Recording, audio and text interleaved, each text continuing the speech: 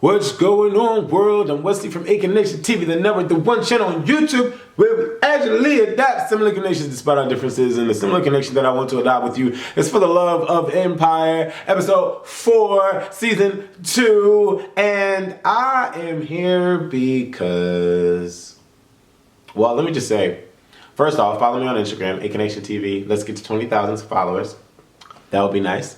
And secondly, shout out to everyone that came on Periscope live yesterday when we filmed Culture Club. Wasn't very many people, but shout out to everybody that came out. I definitely appreciate it. Last night Culture Club filming was very intense. Yeah, very intense. But hey, we still love each other. So that's the whole point, right? Being able to discuss how you feel and still care for one another, right? Right? I mean, that's what I'm thinking, right? Also, what else did I want to talk about? I don't know, but let's get into Empire. Let's get into Empire. And this is going to be a very short synopsis because there's not a whole lot for me to discuss. And I'm going to dissect everyone based on their character. Okay? I'll just go by character. So let's start off with Lucious Lyons, aka Dwight. AKA somebody that had a mom that had a mom that was bipolar or had some sort of mental condition, which has led him to become the man who he is. Okay? We start this episode off with the FBI ransacking Lucious Lyons' empire. And it was very interesting to see Jamal doing his song, which, by the way, I don't know if it's just me, but the music this season is not on par like the music on last season. The only people that I like musically this season is Hakeem. Hakeem's music seems to be on point, but Jussie Smollett's music or Jamal's music for season 2 is just not, even Lucious music is just not. Anyways, the FBI ransacks Empire. Jamal is like, what the hell is going on? The FBI is like, we have a warrant to search. And I'm just like, okay, whatever. Homegirl, Gabby is sitting there with the camera like, and then she gets it snatched. And then the FBI is like, hey, you can't do that. That's private property. I mean, Gabby's like, hey, you can't do that. That's private property. Jamal, give me your phone. And she goes like this. And the guy's like, take the phone. And she's like, oh, no, you don't. And she runs. It's always interesting to me how long it takes. Never mind. I'm not gonna do that. I'm not gonna do that. I'm not gonna do that. So you know, we have White Man. She comes in and she's like, we need to pull back. Let's not do the cover of Rolling Stone. Let's, die down a little bit. Lucious is like, no, that's what we're not gonna do. He walks in, not giving a damn about what the judge says as far as him not being able to step a foot into Empire. And he's like, when, the cops ransack your home, you call a G. When the feds ransack your home, you call it an OG. And that's what we are. We are an OG. We're going to watch and let the world know that we are here to stay. We're going to band together. This is only going to fuel more fire for the people to follow us. And they're going to listen to us roar. I was like, okay, Lucious, okay. All the while, Jamal is like, oh, daddy, getting his nipples, titillated and shit, because he's like, Lucious, daddy is running. And then when Jamal was all excited because Lucious is going to produce the album, I'm like, bruh, really? You're doing the most and not enough to be the ultimate host. Jamal, sit down. Calm the noise. What? So we have a family meeting, and once again, this just reminds us that the family can fight and they can be together. They can fight and they can be together. They can fight and they can be together. Because sure enough, the whole family is there. And Lucious is telling them, we have to band together. The FBI is here and so forth and so on. And his crooked lawyer is trying to get everybody to understand that they all need to be on one accord. They all need to show support and love for one another. We move past that, which, by the way, Byers is really, really fine. He is fine as hell. And I'm talking about Andre. The brother Andre. Brother is growing into his sexy. Because season 1, he didn't look the same. Season 2, and so is Akeem. Fine.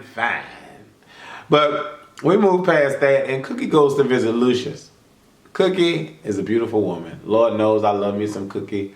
Lord knows that without Cookie, Empire would not. It would be different. We saw Taraji P. Henson act her ass off in this particular episode. That crime scene in the hospital, that shit was off the chain. And then, but anyways, Cookie goes to visit Lucious and tries to strike up a deal, saying that you don't poach any more of our clients. And you don't, try to come after my masters. And, we do this video for you and blah, blah, blah. Lucious is like, nah, I'm not feeling that. And I won't take any of your clients, but I'm still going to run Apex radio station. And, I won't worry about your masters. I don't want your masters. Anika's lying. I'm confused because honestly, I don't know who to believe. I don't know if I should believe Anika or I should believe Lucious because both of them are snakes. Anika, a little nasty, fast ass, slept with Hakeem. And, I already told y'all how I feel about that. And I just can't and won't get past that alone. It just doesn't make sense to me. And so, for me, I don't know how to react to that. But it's just weird, And so Lucious puts into Cookie's mind that Anika is running game. And so, Cookie gets up and she's like, call me grandma again and I'm going to whoop your ass. Some shit like that. I'm going to pull the tongue out your mouth. Something she said. Which, by the way, it was nice to see Cookie get a little flustered. I like the soft, subtle makeup on her and that outfit was on point. She always wearing the best shit. But she walks out saying, I don't know, grandma with an ass like this. And she pats her ass. She loves patting her ass. I love Taraji P. Henson. She's amazing. I love her. I do. I love her. I want to talk about Andre and Rhonda. Their relationship is really interesting, to say the least. It seems like at first Rhonda was all for the business. But in this particular episode, we see that she's all for her man. And not only would she have gotten in trouble for, the death of Vernon, but we see her follow Dre to go dig up Vernon because Dre wants to be back in Empire. Dre is looking for a way back in Empire. And he feels that if he goes and digs up Vernon's body, he'll be able to go back in Empire. I love the chemistry between Rhonda and Dre. It's catastrophic, yet it's calming. Because it's reassuring and it's a protective. And I like that. I wish that a lot of relationships around me were more like Rhonda and Dre. Between them, there's a lot of compromise, there's a lot of sacrificing, and there's a lot of taking risks with the two of them. Even with Dre getting all into his religion, Rhonda is still there. I don't know what's going on with this whole pregnancy thing and the whatever, but I don't know. I like those two together. I really do. I wish we could see more of their freaky side like we did in episode 1. But then again, you know how Rhonda felt after that. After that incident. I'm just going to leave that alone. Jamal and Michael, a.k.a. Dora the Explorer. Jamal is being photographed in what appeared to be like a thin, sheer gray robe to represent him as the Statue of Liberty, standing in front of a rainbow flag. What the fuck? On Rolling Stone, really? So the weirdo photographer is like, I want to be inside you. I want to know what it feels like to be inside you. I'm like, really? Really? Really, Lee Daniels? Really? We gonna throw that out there like that, huh? Are you serious? What? And you know, Michael is not having it. Michael is feeling some sort of way. And you know, we get some great shots. I really like the black and white shots over the whole colorful splash rainbow thing. I like the black and white shots when he was on the piano playing. They do a video finally. Hakeem and Jamal do a video. And I'm not feeling the song. I like the California Love reference video set. I loved it. I was here for it, but I wasn't here for the theme. I really wasn't. But the song wasn't what it needed to be either. I don't know what's going on this season with the music. Hakeem's part was flawless. But Hakeem is feeling some sort of way because of the backlash between Hakeem, Lucious, Cookie, and Jamal. Hakeem is team Cookie, and I'm loving it. Like I said before, I'm loving this team Cookie thing with Hakeem. I like the fact that he's resonating an amazing light between him and his mom. I'm here for it, you know? But he's not happy that Jamal is still the front runner when it comes to Lucious, quote unquote. Before it used to be Hakeem, now it's Jamal. And Hakeem feels some sort of way when he sees the painting. It's pure jealousy and envy, but he feels some sort of way. And so he completely lets have, and he stabs the painting, and he says, let's go. Because Lucious is trying to teach Hakeem how to be a man. Trying to teach Hakeem how to be a man. I mean, I don't know. I don't know. But nevertheless, we get to the point where Hakeem does his solo part in the video. And Hakeem is feeling some sort of way. And Hakeem trips Jamal and goes to raise a bat to Jamal. And I'm like, oh shit. Mind you, I had missed it. I was on my phone doing something. I can't remember what I was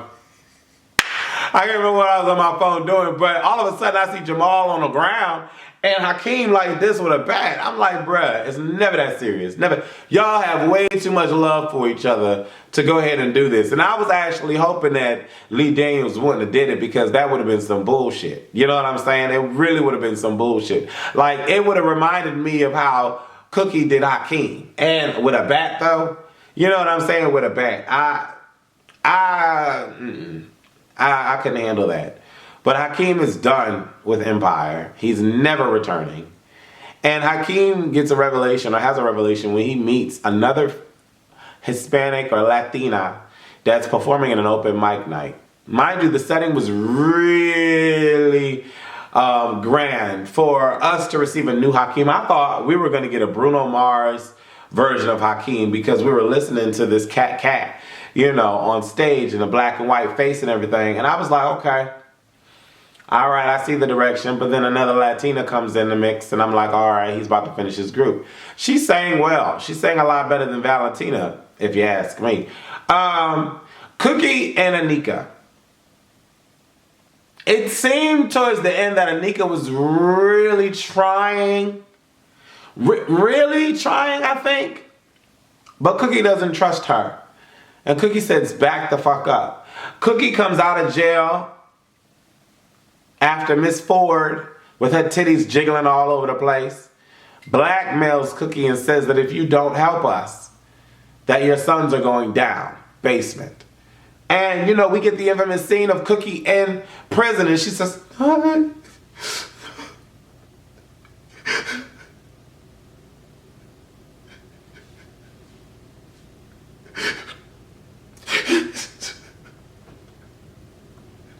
and the Oscar goes to Wesley for the reenactment of Taraji P. Henson in jail. Yes, indeed. I like that scene. But, you know, it seems as though Cookie feeds Miss Ford whatever it is that she wants to hear. But I like the end. Although it was kind of quick, Rhonda is ride or die for Dre. They go to dig up Vernon. They can't find Vernon. And then miraculously out of nowhere, this crooked lawyer comes in with a corpse detector device. I don't know how it detects corpse, especially if the corpse is wrapped up in plastic. I don't know. But out of nowhere, they find the body. They lift up the body. They put it in the trunk. Dre says his goodbyes. And Lucious is like, can y'all please give me a moment with my friend? Then Lucious leans over and he says, rotten hell, you son of a bitch. Or some shit like that. That's Lucious. I also like the part where Hakeem had asked Lucious if he killed Bunky flat out. And Lucious lied. Interesting. I can't wait to see what's going to happen when Hakeem finds out that Lucious indeed killed Bunky. Hakeem threatens Lucious and says, say that one more time and see what happens. I'm like, okay. Is Hakeem trying to be a man? What's going on? When Lucious goes and finds out that Rhonda and Dre are the reasons, behind Vernon's demise, he then tells Dre that he can be welcomed back into Empire. This is all that Dre ever wants. Dre finally gets it. I don't know about y'all. I really thought that Lucious was gonna say, you're not coming back. Like, I don't want you. Yeah, I don't need you. I really thought that was Lucious was gonna say. Am I the only one? What else happened in this particular episode? I don't know. I think this was a good, solid episode. They're still doing double-digit million views. So I'm happy for them. But I need you guys to leave comments below the video. Let me know what you think. What do you think is going to happen with Hakeem and his female group? Do you think that this girl is going to be a solo act? Or do you think that this girl is going to be the lead for the female group? Do you think Cookie is going to backstab Lucious? Do you think Jamal and Michael are going to survive? Let me think of another one. And what's going to happen with Miss Ford finding this body in her car? Leave the answers to those particular questions right below this video. Thank you so much for tuning in. I'm Wesley from A Connection TV, the network. Deuces.